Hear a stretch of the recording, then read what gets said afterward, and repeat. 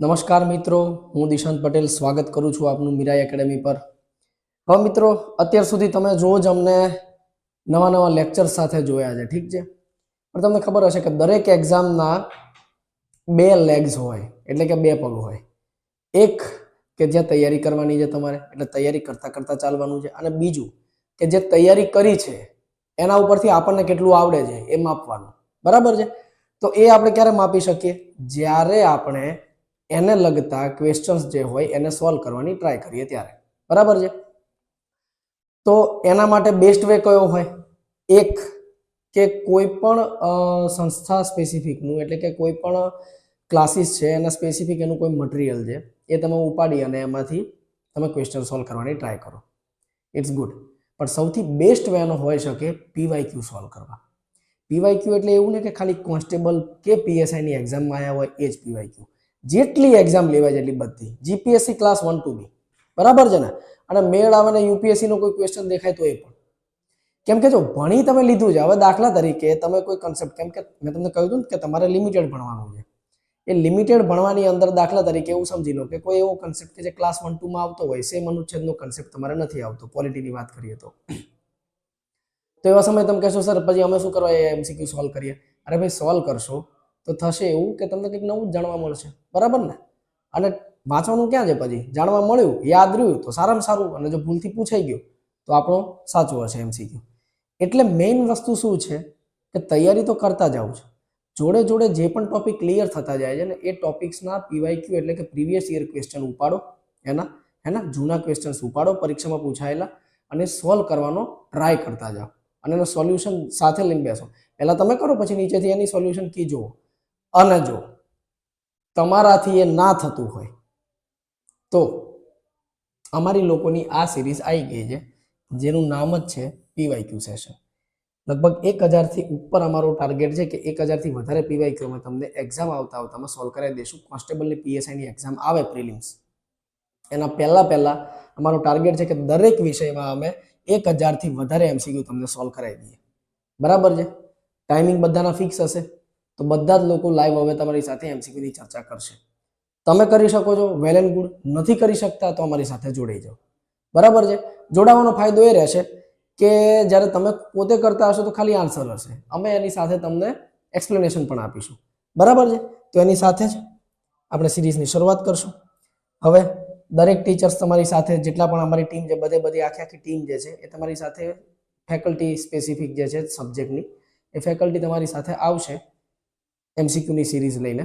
અચ્છા, કન્સેપ્ટ એનાથી બંધ નહીં થાય, કન્સેપ્ટ પણ ચાલુ રહેશે એઝ વેલ એઝ જે એમસીક્યુની સિરીઝ છે એ પણ ચાલુ રહેશે। એટલે કન્સેપ્ચ્યુઅલ વિડીયો અને એમસીક્યુ બંને તમે જે રીતે અમને સપોર્ટ આપ્યો છે, 1000 સબસ્ક્રાઇબર સુધી તમે આટલા જલ્દી અમને પહોંચાડ્યા છે, તો એના નિમિત્તે અમે બી નક્કી કર્યું કે ચલો પીવાયક્યુ સિરીઝ, બાકી અમે તો એવું હતું કે બહુ એક્ઝામ નજીક આવે ને ત્યારે કરીશું આવું કંઈક એમ, પણ તમારો સપોર્ટના લીધે અમે વિચારીએ છીએ કે ધીમે ધીમે હવે એ લોકોને આપણે એના તરફ લઈ જઈએ। હવે બરાબર છે? તો અમારો જે આ પ્રયત્ન છે એને સહકાર આપવા વિનંતી। એટલે સહકાર તમારે કઈ રીતે આપવાનો છે? તો કે ચેનલને, મીરાઈ એકેડેમીની ચેનલને લાઈક કરી, શેર કરી અને સબસ્ક્રાઇબ કરીને, બરાબર છે? ચલો, તો એના સાથે સેશનની શરૂઆત કરીએ। હવે સેશનની શરૂઆત કરીએ એના પહેલા હું તમને એક વાત કહું કે આપણે મૂળભૂત અધિકારો પોલિટીની અંદર પૂરેપૂરા ભણી ચૂક્યા હતા। દરેક એક એમસીક્યુ 12 થી લઈ અને 15 અનુચ્છેદ 35 સુધી દરેક આપણે આર્ટિકલ ભણી ચૂક્યા છીએ। દરેક આર્ટિકલ ભણી ચૂક્યા છીએ તો આપણી જે સિરીઝ પણ આવશે એ એને લગતી જ છે। એટલે જ્યાં પણ તમને એવું લાગે કે આ કન્સેપ્ટ નથી સમજાતું, હું એક્સપ્લેનેશન આપીશ, પણ એ તો શોર્ટમાં હશે। હવે પણ તમને એવું લાગે કે નથી વ્યવસ્થિત સમજાતું, તો એની જે મતલબ મીરાઈ એકેડેમીમાં તમે જશો ને તો એનું આખું પ્લેલિસ્ટ બનેલું છે કે જેની અંદર મૂળભૂત અધિકારો આખું પ્લેલિસ્ટ છે, જેની અંદર લગભગ 8 કે 9 લેક્ચરો છે, એમાં આખા મૂળભૂત અધિકારો બધા જ કવર થઈ ચૂક્યા છે, બરાબર છે? તો ચલો એની સાથે શરૂઆત કરીએ। સિરીઝ આપણી કઈ છે? આ એ જ મૂળભૂત અધિકારોના પીવાયક્યુઝ આપણે જોઈ રહ્યા છીએ, બરાબર છે? ચલો તો જુઓ શું કહે છે। ભારતના બંધારણ મુજબ હાલમાં નીચેના પૈકી કયો હક મૂળભૂત હક રહેતો નથી? અચ્છા, આપણે જ્યારે પહેલો જ લેક્ચર લીધો ને ત્યારે તમને વાત કરી હતી, શું કરી હતી વાત? કે ભાઈ મૂળભૂત અધિકારની અંદર 7 પ્રકારના અધિકારો આવતા હતા, બરાબર છે? 7 પ્રકારના મૂળભૂત અધિકાર હતા. બરાબર છે, આ તમને મેં વાત કરી હતી. કયા 7 પ્રકારના હતા? તો કે પહેલો સમાનતાના અધિકારો, બીજો સ્વતંત્રતાના અધિકારો, ત્રીજો શોષણ વિરુદ્ધ અધિકારો, ચોથો ધાર્મિક સ્વતંત્રતાના અધિકારો, પાંચમો સંસ્કૃતિ અને શૈક્ષણિક અધિકારો, છઠ્ઠો બંધારણીય ઇલાજોનો અધિકારો, એક સાતમો હતો મિલકતના અધિકારો. મિલકતના અધિકારો આપણે ક્યાંથી બહાર કાઢ્યા? તો કે ભાઈ કેશવાનંદ ભારતી કેસ પછી મિલકતનો અધિકાર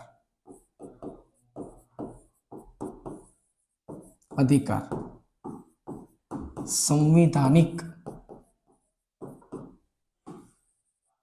અધિકાર બન્યો. એટલે કે મૂળભૂત અધિકારમાંથી કાઢી નાખ્યો, કેમ કે મૂળભૂત અધિકાર છીનવવા બહુ અઘરા છે અને સરકારને વારે ઘડીએ જ્યારે પણ લેન્ડ ડિસ્ટ્રીબ્યુશન થતું હતું તો સરકારને બહુ પ્રોબ્લેમ થતી હતી. શું કહે કે જમીન વિતરણ માટે, કે જ્યાં આગળ સરકાર કોઈની મિલકત નથી લઈ શકતી એના હાથમાં, એટલા માટે એને સંવિધાનિક અધિકાર બનાવી દીધો અને શું કર્યું? મૂળભૂત અધિકારમાંથી મિલકતનો અધિકાર હટાવી દીધો. તો આપણો આન્સર કયો આવી જશે? તો કે મિલકતના અધિકારને હટાવી દીધો. બરાબર છે? ઓકે, ચલો જો શેમાં છે? આસિસ્ટન્ટ બાઇન્ડર 2020 ક્વેશ્ચન પૂછાયેલો છે. બરોબર, હવે લઈ લઈએ ક્વેશ્ચન નંબર 2. ક્વેશ્ચન બીજો શું કહે છે? તો કે જો 1978 ભારતીય બંધારણના 44માં સુધારા. જો અહીંયા એક હિન્ટ તમને સરસ મજાની આપી છે. શું આપી છે? કે 44માં બંધારણ પછી, બંધારણીય સુધારા પછી, જોજો હવે અહીંયા આ જે કેશવાનંદ ભારતી કેસ મેં તમને કહ્યું, એટલે કે અહીંયા પણ એ જ લોજિક લાગશે કે 44માં સંવિધાન એટલે કે બંધારણીય સુધારા પછી એક મિનિટ, આને આપણે અલગ પેનથી લખી દઈએ એટલે તમને કમ્પ્લીટ ખબર પડી જાય. જો ઘણીવાર પેપરમાં બી હિન્ટ હોય આ રીતની. 44માં સંવિધાન સુધારા પછી મિલકતના અધિકારને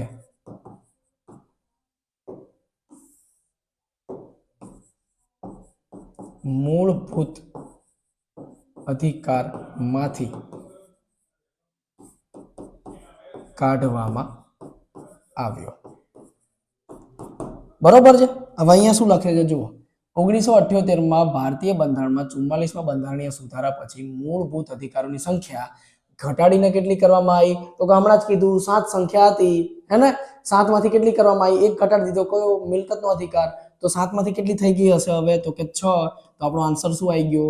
આન્સર એ. બરાબર? ચલો નંબર 3 જોઈએ. નંબર 3 શું કહે છે? આર્ટિકલ ખાલી જગ્યાથી દરેક વ્યક્તિને ધાર્મિક સ્વતંત્રતાનો અધિકાર મળેલ છે. તો કોને યાદ છે કે કયા આર્ટિકલ થી કયા કયા અનુચ્છેદ આવે છે? બરાબર છે? જો 7 પ્રકારના હતા, 7 માંથી એક નીકળી ગયું મિલકતનો, એટલે 6 પ્રકારના રહ્યા. બરાબર છે? 6 નું ડિસ્ટ્રીબ્યુશન કઈ રીતે છે એ ધ્યાનથી સમજજો. હું નંબર 1 લખી દઉં.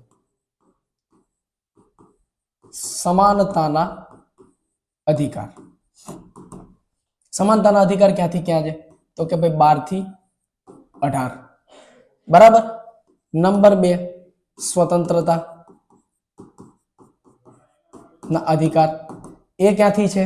તો કે સર 19 થી 22. નંબર 3 શું હતું? તો કે શોષણ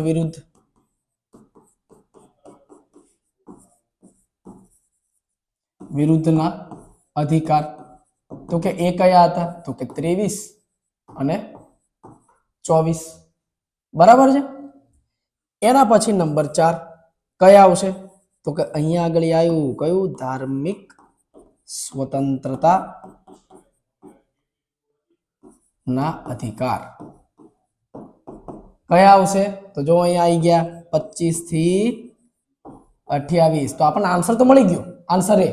પણ આવો એમસીક્યુ તો કોઈ બી બની શકે ને. ચીફ ઓફિસરમાં એમસીક્યુ બન્યો તો 2019માં, પણ એ તો કોઈ પણ બની શકે કે સમાનતાના અધિકારમાં ખાલી જગ્યા આર્ટિકલ આવે છે, હે ને? એવું શોષણ વિરુદ્ધના બની શકે, કોઈ પણ બની શકે. તો લાસ્ટના બે જોઈ જ લઈએ. નંબર 5 શું આવશે? તો કે સંસ્કૃતિ અને શૈક્ષણિક અધિકાર એ ક્યાં આગળ આવશે તો કે 29 અને 30 અને છેલ્લો કયો હતો તો કે બંધારણીય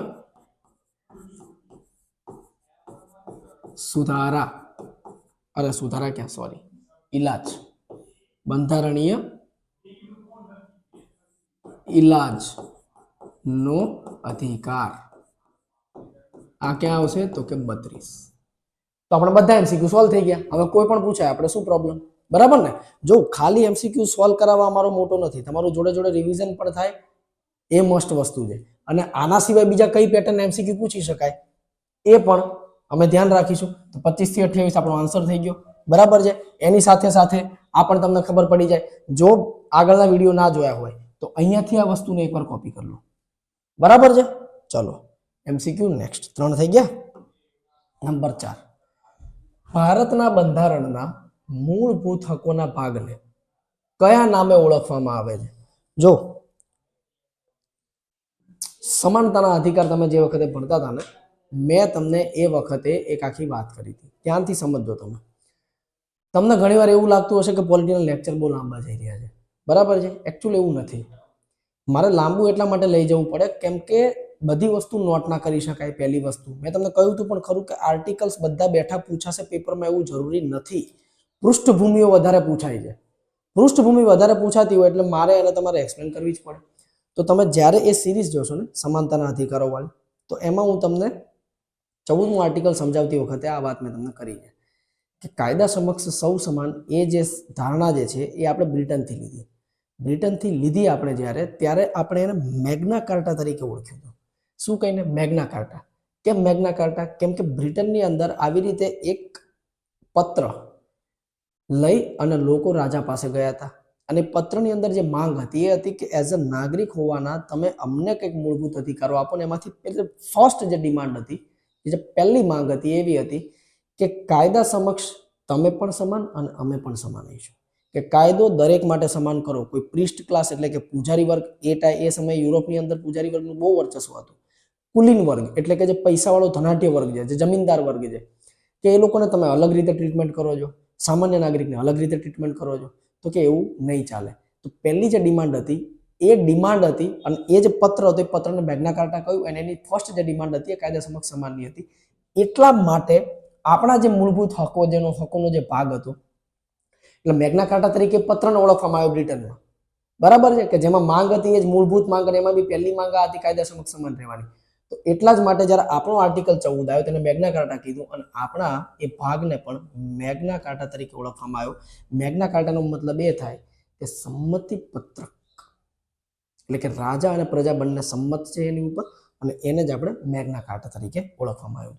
મેગ્ના કાર્ટા આ રીતે છે બરાબર છે તો નંબર 4 આ થઈ ગયો હવે નંબર 5 જ્યારે વ્યક્તિની ધરપકડ કરાય ત્યારે જો કેટલો જોરદાર ક્વેશ્ચન છે આવા જ ક્વેશ્ચન તમને હેરાન કરી નાખશે ધ્યાન રાખજો હે ને ડાયરેક્ટ જે ક્વેશ્ચન હશે ને એમાં કોઈ પ્રોબ્લેમ નહીં થાય અહીંયા શું છે ખબર છે કે તમને આટલો આ આર્ટિકલનો આટલો એવો ભાગ લખી અને મૂકી દીધો છે હવે તમારે વિચારવાનું કે આપણે આખો આર્ટિકલ ભણ્યા હતા ત્યારે એમાં શું શું વસ્તુ ભણ્યા હતા જો દરેક આર્ટિકલ તમને કમ્પ્લીટ ભણાયેલા છે એક પણ આર્ટિકલ એવું નથી કે જ્યાં આગળ ઉપરથી ભણાવ્યું બધા જ આર્ટિકલ ડીપમાં ભણાયા છે અહીંયા ના સમજ પડે તો વિડીયો અંદર હશે જ આખું પ્લેલિસ્ટ બનેલું છે તમે જોઈ શકો છો બરાબર છે જુઓ શું કહે છે જીએસએસએસબી સોશિયલ વેલફેર ઇન્સ્પેક્ટર 2018 નો પ્રશ્ન છે શું કહે છે જ્યારે વ્યક્તિની ધરપકડ કરાય ત્યારે તેની ધરપકડના કારણોની જાણ કર્યા સિવાય કસ્ટડીમાં રાખી ન શકાય 100% એકદમ સાચી વાત છે બરાબર ને બીજું શું કહે છે તેને પસંદગીના ધારાશાસ્ત્રી દ્વારા રજૂઆતોનો અધિકાર તો કે આ પણ સાચી વાત છે જો આ વાત શેની થઈ રહી છે ખબર છે અનુચ્છેદ 22 ની વાત થઈ રહી છે અને ત્રીજું શું લખ્યું છે તેને 24 કલાકમાં મેજિસ્ટ્રેટ સમક્ષ રજૂ કરવો જોઈએ તો કે આ બી સાચું છે ત્રણે ત્રણ સાચા છે કેમ આ ધારાશાસ્ત્રી એટલે શું તો કે વકીલ તો મનપસંદનો વકીલ તો આપણે રાખી જ શકીએ ધરપકડના કારણો અચ્છા કારણો તો કેવા જ પડે ને કારણની જાણ કર્યા સિવાય કસ્ટડીમાં ક્યાંથી રાખી શકો તમે? અને શું કહે છે 24 કલાકમાં મેજિસ્ટ્રેટનો મતલબ છે ડીએમ નો મતલબ કલેક્ટર. તમારે એને ડીએમ ની સામે રજૂ કરવો પડે. ત્રણેય વસ્તુ સાચી છે. તમે ઘણીવાર મૂવીમાં જોતા હશો તો મૂવીમાં બી આ વસ્તુ ક્લિયર દેખાય છે. મૂવીમાં ડીએમ વાળું નહીં દેખાય તમને, એકચ્યુઅલ પ્રોસિજરમાં ડીએમ જોડે લઈને જવાનું હોય. મૂવીમાં દેખાતું હશે કે 24 કલાક પછી અદાલતમાં લઈને જાય છે. બરાબર છે? તો ત્રણ સ્ટેટમેન્ટ સાચા છે. તો જવાબ શું આવી જશે કે આન્સર એ, બી અને સી ત્રણેય કારણો જરૂરી છે. 100% ત્રણેય જરૂરી છે. આર્ટિકલ 22 જો ના ભણ્યા હોય તો વિડીયોમાં જાઓ ડિસ્ક્રિપ્શનમાં અને એકદમ કમ્પ્લીટલી એને જોઈ લો એટલે ક્યાંય આ ભૂલ ન થાય. અને આર્ટિકલ 22 થી મોસ્ટલી આવા જ પ્રશ્ન પૂછાય છે. ક્યારેય બી સ્ટેટમેન્ટ અધૂરું આપીને પ્રશ્ન પૂછાય છે આર્ટિકલ 22 થી, ધ્યાન રાખજો. નંબર 6 શું કહે છે? ભારતીય બંધારણના અનુચ્છેદ 19 તમને કહું એટલે સીધું જ પેલું યાદ આવવું જોઈએ કે સ્વતંત્રતાના અધિકાર. એમાં પણ ખાસ કરીને વાણી સ્વતંત્રતાના અધિકાર. બરાબર છે? આટલું યાદ આવી જાય પહેલા, પછી આગળ પ્રશ્ન વાંચો. 19 હેઠળના સ્વતંત્રતાના અધિકાર સંદર્ભમાં નીચેનામાંથી કયું વિધાન સાચું છે? સાચું વિધાન ગોતવાનું છે એટલે 3 ખોટા હશે. જો એક્ઝામમાં મિત્રો ખાસ તમને કહું છું, પ્રશ્નને એવું લાગે તો 2 વખત વાંચજો. બરાબર? પણ ઘરે આવીને ના થવું જોઈએ કે આવડતો તો ના ભૂલી ગયો કે ના કર્યો ત્યાં ખોટો થઈ ગયો. એવું બિલકુલ ના થવું જોઈએ. નેગેટિવ સિસ્ટમ હોય એટલે 100% આપણાથી ભૂલ ના થવી જોઈએ. આવડતો એવા પ્રશ્નમાં તો બિલકુલ નહીં. કેમ કે ત્યાં લખ્યું હશે કે કયું વિધાન નીચેના પૈકી સાચું છે અને અમુક ક્વેશ્ચનમાં હશે કે કયું વિધાન નીચેના પૈકી ખોટું છે. બરાબર? તો 2 વિધાન માનો કે ઉપરા ઉપરી એવા આવી ગયા કે જેમાં સાચું વિધાન શોધવાનું છે અને ત્રીજામાં એવું આવી ગયું નીચે ખોટું કયું છે, તો ડાયરેક્ટ અડધો ક્વેશ્ચન વાંચીને સીધો સોલ્વ ના કરી નાખતા. એ ધ્યાન રાખજો. આખું વાંચજો, સેન્ટેન્સ આખું પૂરું કરજો. શું કહે છે કે સાચું જે શોધવાનું છે, 3 ખોટા છે, 1 સાચું છે. શું કહે છે? ફક્ત ભારતના નાગરિકોને જ બક્ષવામાં આવ્યા છે. બરોબર છે? તો કે આ તો સાચું છે. ભારતના નાગરિકોને બક્ષવામાં આવે જ છે. ફક્ત લખ્યું છે ને એટલે આપણે ફક્તને અંડરલાઈન કરવાનું છે. ફક્ત વિદેશી નાગરિકોને, આ તો એકદમ ખોટું જ હોય કે ભાઈ મારો દેશ, વાણી અભિવ્યક્તિની સ્વતંત્રતા તો મને પણ હોય જ ને. ખાલી વિદેશીઓને ક્યાંથી હોય? એક બની શકે કે કદાચ વિદેશીઓને હોય, પણ ખાલી એને જ હોય એવું તો ના જ હોય. એટલે બીજું તો ગયું. બરાબર? ભારતીય તેમજ વિદેશી નાગરિકો તમામને બક્ષવામાં આવ્યા છે. હવે જો આ જે ખરું ને, હવે અહીંથી તમારો અનુચ્છેદ ચાલુ થાય કે દરેક માટે નથી આ. કેમ કે હવે બાકીની સ્વતંત્રતાઓ યાદ કરો. તમે કહેશો કે સર વાણી સ્વતંત્રતા વિદેશીઓને નથી.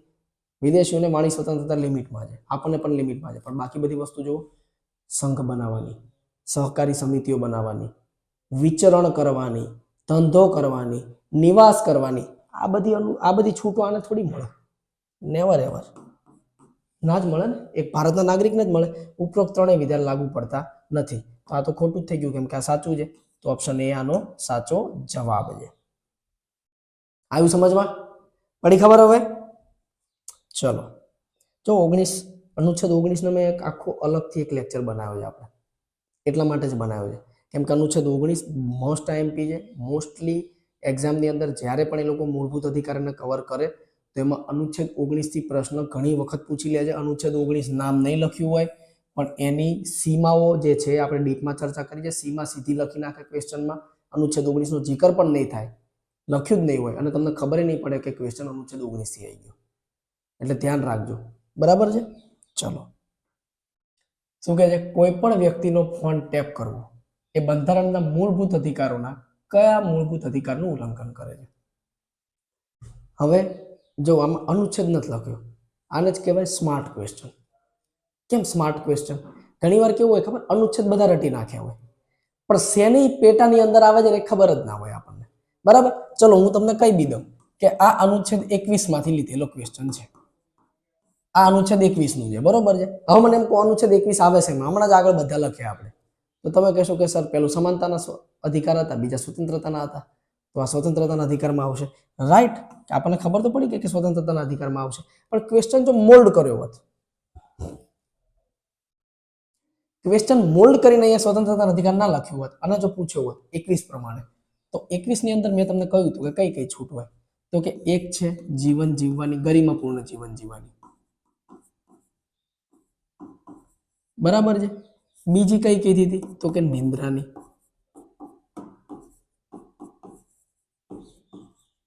ત્રીજી હતી તો કે સર ત્રીજી કઈ કીધી હતી? તો કે સ્વચ્છ પર્યાવરણની.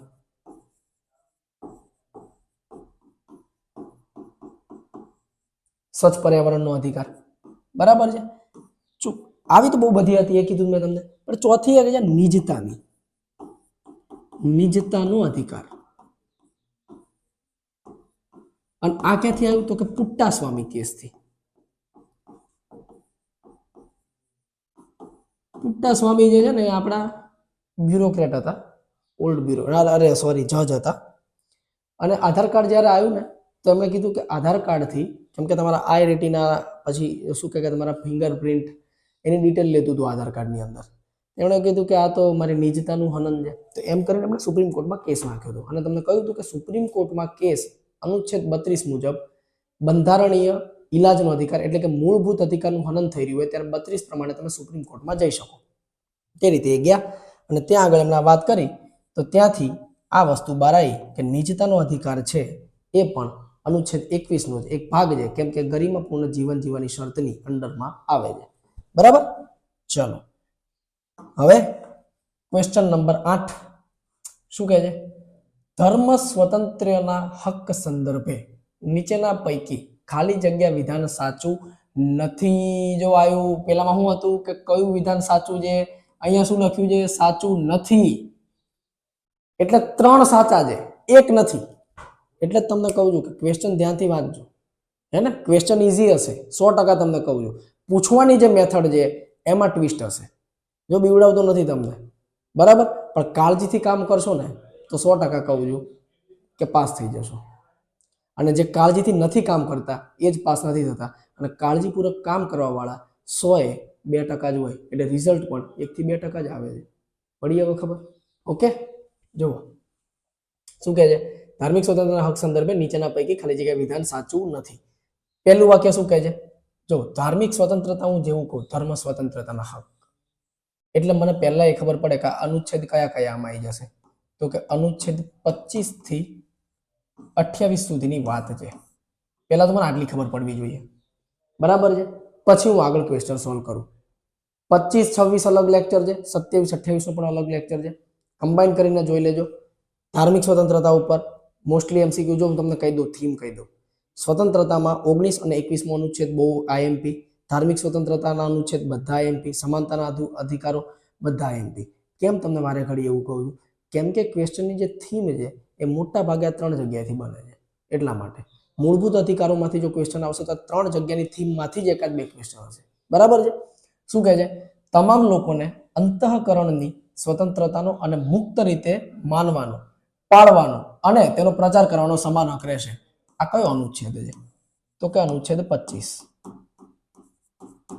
તો આ તો સાચું જ છે. બીજું શું કહે છે? અચ્છા, રાજ્યના નાણામાંથી પૂરેપૂરી નિભાવતી શિક્ષણ સંસ્થામાં ધાર્મિક શિક્ષણ આપી શકાય છે. મેં તમને એ દિવસે એક વાત કરી હતી કે ધાર્મિક શિક્ષા આપી શકાશે. કઈ જગ્યાએ? તો કે જે ધર્મના લોકો છે એનું જે ટ્રસ્ટ છે એ ટ્રસ્ટ ચાલિત કોઈ સંસ્થા છે તો. નંબર 1. નંબર 2 કે રાજ્ય દ્વારા મંજૂરી પ્રાપ્ત હોય, ફંડેડ નહીં, મંજૂરી પ્રાપ્ત હોય તો એ કરી શકે. ઓકે. ત્રીજા નંબરમાં મેં તમને શું કહ્યું હતું કે રાજ્ય એક અનુદાનની રાશિ આપે છે. અનુદાન એટલે કે ફંડેડ નથી, રાજ્યની મરજીથી અમુક પૈસા આપે છે. એવી સ્કૂલમાં ધાર્મિક શિક્ષા તો અપાશે, પણ તમને પ્રેશર નહીં કરી શકે કે તમે શિક્ષા લો અને લો જ. એ તમારી મરજી છે કે તમારે શિક્ષા લેવી કે ન લેવી. જ્યારે કે પેલા બે કેસમાં એવું છે કે શિક્ષા આપશે તો તમારે લેવી પડશે. પણ રાજ્ય દ્વારા ફંડેડ એટલે કે રાજ્ય જેને ચલાવી રહ્યું છે તો એ જગ્યાએ ધર્મની શિક્ષા મેળવી શકાશે નહીં. તો આ એબ્સોલ્યુટ ખોટું છે. તો બાકી બે સાચા જ હશે. પણ જોઈ લઈએ શું કહે છે. દરેક ધાર્મિક સંપ્રદાય ધાર્મિક અને સખાવતી હેતુઓ માટે સંસ્થા સ્થાપી શકે છે, સંસ્થા આપી શકે છે. આ થઈ ગયું અનુચ્છેદ 26. બરાબર છે. શીખ ધર્મની માન્યતામાં કિરપાણ ધારણ કરવાનો અને તેને સાથે લઈને ફરવાનો સમાવેશ થાય છે. આ અનુચ્છેદ 25 નો જ એક ભાગ છે. બરાબર છે. ધર્મ માનવાનો, પાળવાનો, પ્રચાર કરવાનો અધિકાર. તો માનવા અને પાળવાની અંદર શીખ ધર્મમાં લિખિત છે. તમને દિવસે કહ્યું હતું કે એમાં જ લિખિત છે, બીજા કોઈ ધર્મની અંદર એવું રાઇટિંગમાં નથી. ધેટ્સ વાય એમને સંવિધાનની અંદર સમાવેશ કરવામાં આવ્યો નથી. બરાબર છે. ઓકે, પડી ગઈ ખબર? સોરી. સંસ્થા સ્થાપી શકશે. આ અનુચ્છેદ 28 નો ભાગ છે. હવે આવી જઈએ ક્વેશ્ચન 9 ઉપર. કયા મૂળભૂત અધિકાર હેઠળ બંધારણમાં એસસી, એસટી અને અન્ય પછાત વર્ગો માટે રાજ્યને વિશેષ જોગવાઈ કરવાની સત્તા મળે છે? તમારી ફેવરેટ એક્ઝામ, જેટલા પણ લોકો કોન્સ્ટેબલની તૈયારી કરી રહ્યા છે કે પીએસઆઈની, એમની ફેવરેટ એક્ઝામ એક કઈ હોય ખબર છે? ગુજરાતમાં એકચ્યુઅલી ફેવરેટ એક્ઝામ છે તલાટી, રેવન્યુ તલાટીની એક્ઝામ. રેવન્યુ તલાટીની જ્યારે બી ભરતી આવે તો લોકો સ્ટુડન્ટ તો ગાંડા થઈ જાય કે જાણે આપણે જ પાસ કરી લઈશું એમ. એનો જ પ્રશ્ન છે આ રેવન્યુ તલાટીનો. અને જો કેટલો મસ્ત રીતે પૂછ્યો છે, કોઈ આમાંનું નામ જ નથી દઉં અનુચ્છેદનું. શું કીધું છે? કયા મૂળભૂત અધિકાર હેઠળ બંધારણમાં એસસી, એસટી અને અન્ય પછાત વર્ગ માટે રાજ્યને વિશેષ જોગવાઈ કરવાની સત્તા મળી છે? એક વાત કહો તમે મને, વિશેષ જોગવાઈ એટલે મેં તમને પહેલા જ કહ્યું હતું કે આ જે વિશેષ જોગવાઈ છે ને એનો મતલબ જ થાય છે આરક્ષણ. બરાબર છે? અચ્છા, આ અન્ય પછાત વર્ગ છે એને આપણે એક વખત લેક્ચર લેતા કહ્યું હતું, ધ્યાનથી સમજજો. ઇંગ્લિશમાં અન્ય પછાત વર્ગને શું લખાય? અન્ય એટલે કે અધર, પછાત એટલે કે બેકવર્ડ, અને વર્ગ એટલે કે ક્લાસ. પહેલો શબ્દ પકડો, ઓ બી સી. ઓ બી સી આ ત્રણ આવી ગયું. અને આની આપણે ડીપ ચર્ચા કરી હતી આરક્ષણના વિષયોમાં. ક્યાં? અનુચ્છેદ 15 અને અનુચ્છેદ 16 માં. તો ત્યાંથી જ ખબર પડે કે અનુચ્છેદ 15 અને 16 શેનો ભાગ છે. તો લેક્ચરના સ્ટાર્ટિંગમાં જ આપણે વાત કરી. શેની વાત કરી? તો કે પહેલા 12 અને 13 અલગ, 14 થી 18 શેમાં આવશે? તો કે સમાનતાના અધિકારમાં. 19 થી 22 શેમાં આવશે? તો કે સ્વતંત્રતામાં. 23-24 શોષણ વિરુદ્ધ. 25 થી 28 ધાર્મિક સ્વતંત્રતા. 29-30 શેમાં આવશે? તો કે સંસ્કૃતિ અને શિક્ષણ અધિકારમાં. અને 32 ની અલગ વાત કરી તો બસ એ જ 14 થી 18 શેમાં આવતા હતા? તો કે 14 થી 18 સમાનતાનો અધિકાર. અને આ જે છે આખું એ શેની અંદર આવે છે આરક્ષણના વિષયો? તો કે અનુચ્છેદ 15 અને 16. બધું રિવિઝન એક સાથે થઈ જશે જો પીવાયક્યુ ની સિરીઝ પણ જોતા રહેતા હશો ને તો. બરાબર છે? અને જ્યાં એમ લાગે કે આ પીવાયક્યુ આપણને નથી સમજાયું, કે આમાં એક્સપ્લેનેશન આપ્યું નથી, એક્ઝેક્ટલી ખબર પડી કેમ કે જૂનો બેઝ નથી ખબર આપણને, તો જઈને આરામથી લેક્ચર જોઈ લો. બધા પ્રશ્નો ત્યાં આગળ સોલ્વ થઈ જશે. બરાબર? 9 એના પછી શું કહે છે કે 6 થી કયા વર્ષની ઉંમર સુધીના દરેક બાળકને તેની નજીકની શાળામાં પ્રાથમિક શિક્ષણ પૂરું થતા સુધી મફત અને ફરજિયાત શિક્ષણ મેળવવાનો હક આપવામાં આવેલો છે? હવે જુઓ, મેં તમને એ દિવસે જ કીધું કે થીમ પકડાવવી જરૂરી છે ક્વેશ્ચનની. હજી પણ કહું છું કે ક્વેશ્ચનની થીમ પકડાવવી જોઈએ. થીમ શું છે કે 6 થી કયા વર્ષ, એટલે આપણે ઉંમર શોધવાની છે. પહેલા તો ક્યાંથી આવ્યો એ ખબર હોવી જોઈએ ક્વેશ્ચન. તો કે આ સર ક્વેશ્ચન આવેલો છે સ્વતંત્રતાના અધિકારથી. કયો આવો અધિકાર છે? તો કે સર અનુચ્છેદ 21 એ. 21 એ શું કહે છે કે 6 થી 14 વર્ષના બાળકોને મફત અને ફરજિયાત શિક્ષણ. આ અનુચ્છેદ 21 કહે છે. તો અહીંયા આગળ 6 તો લખ્યું જ છે, તો આપણો આન્સર શું આવશે? તો કે 14. એટલે કે આન્સર આવી ગયો 14 વર્ષ. આમાં ભૂલ થવાનો ચાન્સ એ રહે કે આપણે જ્યારે વાંચ્યું ના હોય અને તુક્કો મારવો હોય તો 18 વર્ષ એક એવી ઉંમર છે કે જે તમને એવું લાગે કે બધામાં 18 વર્ષ સુધી તો છેલ્લામાં છેલ્લું આપ્યું જ હોય, તો તુક્કામાં ભૂલથી 18 મારીને આવો અને ક્વેશ્ચન ખોટો પડી જાય અને ગેરાઈને એમ થાય હે 14 કેમ હતું? બરાબર પડી ખબર? તો એવી ભૂલો ના થવી જોઈએ. એટલે કમસે કમ ઉપર છલું બી પણ વાંચીને જજો ખરા. આવી ગયું સમજમાં? અને જોવો હોય તો વિડીયો પડ્યો જ છે. બરાબર? તો આવી જ રીતે રોજ આપણે MCQ ની સિરીઝ લઈને આવીશું તમારી સાથે. એમાં હું જેટલું બને એટલું તમને કમ્પ્લીટ એક્સપ્લેન કરાવવાનો ટ્રાય કરીશ કે જેનાથી તમારે શું કહેવાય કે રિવિઝન, PYQs ની અંદર તમારું રિવિઝન પૂરું થઈ જાય. બરાબર છે? તમને એવું લાગતું હશે કે જાતે પણ કરી શકો, જાતે કરો, કોઈ જ પ્રોબ્લેમ નથી. બરાબર છે? પણ જો એવું કરવું હોય કે રિવિઝન પણ સાથે સાથે થઈ જાય પ્લસ શું કહે કે PYQ પણ થઈ જાય, બંને કામ એક સાથે થતા હોય તો પછી શું પ્રોબ્લેમ છે? તો રોજ અડધી કલાક આપજો, અડધી પોણી કલાક PYQs ને. આપણે આવી જ રીતે 10, ક્યારેક 15, ક્યારેક 20 હે ને એ રીતે આપણે સિરીઝ એની આગળ ચલાવતા રહીશું કે જેથી એક્ઝામ જ્યારે નજીક આવી જાય તો તમે એટલા કોન્ફિડન્ટ હો કે yes I can do it. આ વખતે બીજા કોઈની થાય તો નહીં, પણ 12,000 ભરતીઓ આવી જાય એમાંથી એક સીટ મારી જાય એ તમને કોન્ફિડન્સ આવી જવો જોઈએ એઝ અ કોન્સ્ટેબલ તમારે બનવું હોય બરાબર છે અને એ જ અમારો પ્રયત્ન છે તો એના સાથે જ હું રજા લઉં thank you for watching video મળીએ નેક્સ્ટ લેક્ચરમાં જય હિન્દ જય ભારત